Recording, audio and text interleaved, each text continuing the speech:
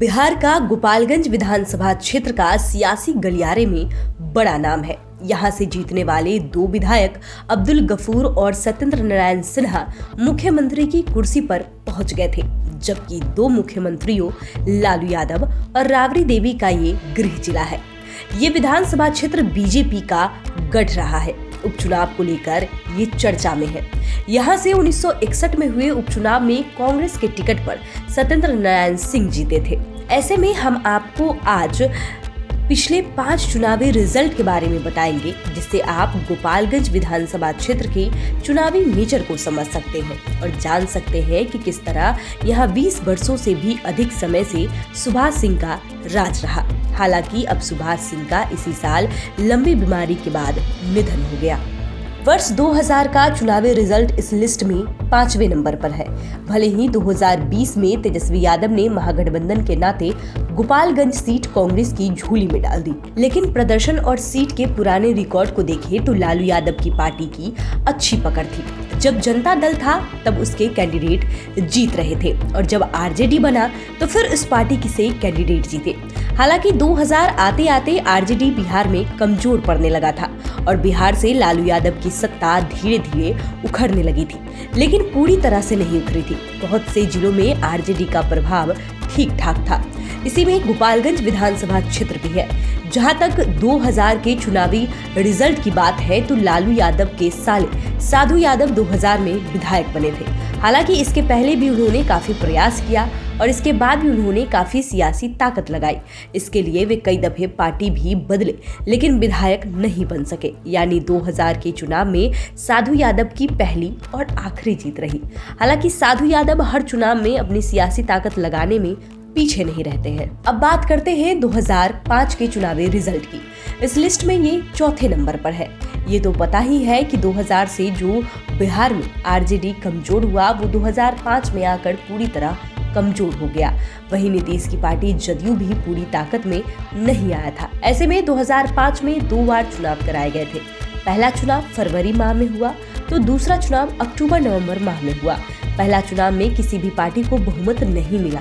एक तरफ आरजेडी और कांग्रेस समेत अन्य गठबंधन था तो दूसरी तरफ जदयू और बीजेपी का गठबंधन था। 2005 के फरवरी माह में हुए चुनाव में यहां से आरजेडी के रियाजुल हक राजू ने जीत दर्ज की थी, लेकिन किसी भी गठबंधन को बहुमत नहीं मिलने की वजह से नीतीश कुमार को महज 7 दिनों के लिए सीएम के पद पर रहना पड़ा था। बाद में अक्टूबर-नवंबर में चुनाव कराए गए। इसके बाद तो आरजेडी के हाथ से सत्ता पूरी तरह खिसक गई और इसके साथ ही गोपालगंज में भी आरजेडी की विधायकी खत्म हो गई।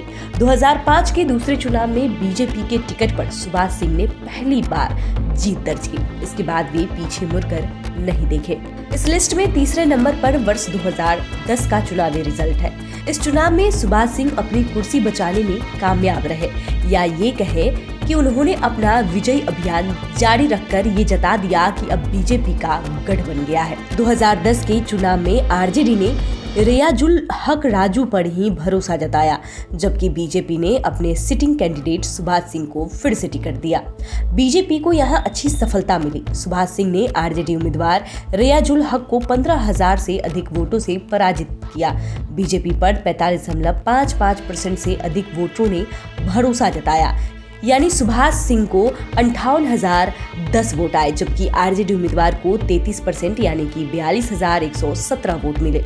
खास बात कि साधु यादव ने आरजेडी में अपना भविष्य नहीं देखकर खुद को पार्टी से किनारा कर लिया और कांग्रेस में शामिल हो गए।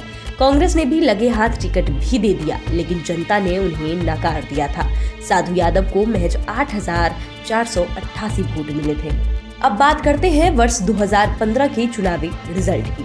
ये रिजल्ट इस लिस्ट में दूसरे नंबर पर है। हालांकि 2015 में बिहार में सियासत ने करवट बदल ली थी। लालू यादव और नीतीश कुमार एक प्लेटफॉर्म पे आ गए थे।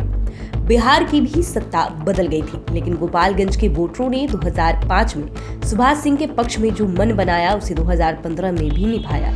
यानी 2015 में भी बीजेपी उम्मीदवार के रूप में सुभाष सिंह ने ही जीत दर्ज की। इस जीत के साथ ही सुभाष सिंह ने गोपालगंज से जीत का रिकॉर्ड अपने नाम कर लिया। दरअसल यहाँ से इसके पहले 3 बार कोई भी नेता विधायक नहीं बना था और सुभाष सिंह इस जीत के साथ ही जीत की हैट्रिक लगाई थी। पॉलिटिकल एक्सपर्ट भी मानने लगे कि गोपालगंज में महागठबंधन की ओर से मुस्लिम कैंडिडेट देने के कारण बीजेपी को ध्रुवीकरण की राजनीति का फायदा मिला। इसलिए लालू यादव और नीतीश कुमार के एक साथ महागठबंधन में रहने के बाद भी बीजेपी का कुछ नहीं बिगड़ा। इस लिस्ट में पहले नंबर पर है वर्ष 2020 का रिजल्ट। इस बार तो सुभाष सिंह को गोपालगंज की जनता ने एक तरफा वोट दे दिया। इस तरह गोपालगंज में बीजेपी लगातार चौथी बार जीतने में सफल रही। और तो और लोगों ने महागठबंधन के उम्मीदवार को तीसरे नंबर पर धकेल दिया। वहीं इस बार साधु यादव ने अपनी ताकत में थोड़ा सा इजाफा जरूर किया, लेकिन बीजेपी के सामने किसी की नहीं चली। बीजेपी की सिटिंग कैंडिडेट सुभाष सिंह को लगभग 44% वोटरों ने साथ दिया। उन्हें कुल 77,791 वोट आए, जबकि दूसरे नंबर पर रहे साधु यादव को 22% वोटरों ने साथ दिया। साधु यादव को 41,039 वोट आए। हालांकि इस बार वे बहुजन समाज पार्टी के टिकट पर चुनाव लड़ रहे थे।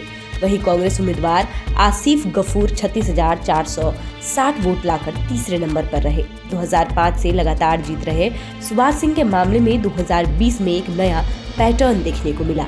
सभी जातियों और सभी गांवों में सुभाष सिंह के नाम पर लोगों ने वोट डाले, साथ ही युवाओं ने भी साथ दिया।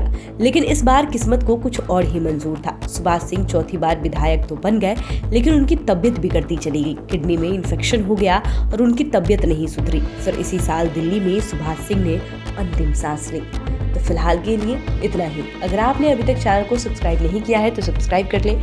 फेसबुक पेज को लाइक करना ना भूलें। वीडियो देखने के लिए आपका धन्यवाद।